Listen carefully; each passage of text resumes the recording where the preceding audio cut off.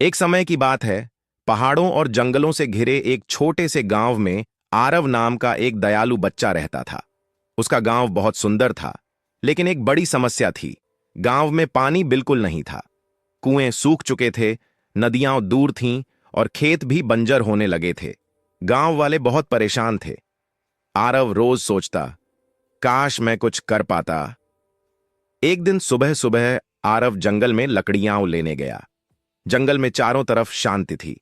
पंछियों की मीठी आवाज गूंज रही थी। चलते चलते वह पेड़ों की एक रहस्यमयी गुफा के पास पहुंचा।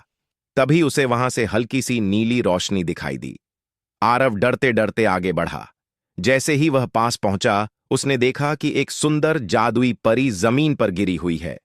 उसके चांदी जैसे पंख टूटे हुए थे और वह दर्द में कराह रही थी। आरव चौंका, लेकिन तुरंत उसकी मदद करने के लिए झुक गया। आप ठीक हैं? उसने पूछा। परी धीमी आवाज में बोली, मैं एक जंगल की रक्षक परी हूँ। मुझ पर एक काले बादलों के राक्षस ने हमला किया था। मेरे पंख टूट गए। मैं उड़ नहीं सकती। आरव ने झट से कुछ मोटी पत्तियां तोड़ीं और साफ पानी की ओस की बूंदें इकट्ठा कीं। उसने ध्यान से उन्हें परी के पंखों पर लगाया। परी को थोड़ी राहत मिली। थोड़ी देर बाद परी ने अपनी चमकती आंखें खोलीं और मुस्कुराई। बेटा, तुमने बिना किसी डर और स्वार्थ के मेरी मदद की है। मैं तुम्हारी एक इच्छा जरूर पूरी करूंगी। मुझे अपने लिए कुछ नहीं चाहिए। बस हमारे गांव में पानी आ जाए। लोग बहुत परेशान परी हैं। उसकी निस्वार्थ भावना देखकर खुश हो गई। उसने अपनी जादुई छड़ी उठाई और जोर से घुमाई। झननन!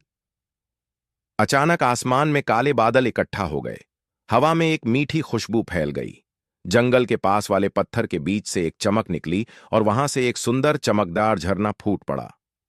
आरव खुशी से उछल पड़ा। वह तेजी से गांव की ओर दौड़ा और सबको बुलाया। गांव वाले झरने के पास आए और खुशी से झूम उठे। अब हम कभी पानी के लिए परेशान नहीं होंगे। सबने एक दूसरे को गले लगाया। परी धीरे धीरे हवा में ऊपर उठने लगी।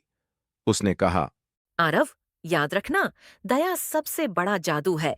जिसके दिल में दया होती है, प्रकृति खुद उसकी मदद करती है। इतना कहकर परी आसमान की ओर उड़ गई और चमकते तारों में खो गई।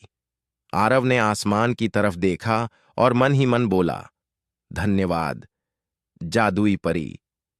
उस दिन से गांव खुशहाल हो गया और आरव सबके दिल का हीरो बन गया।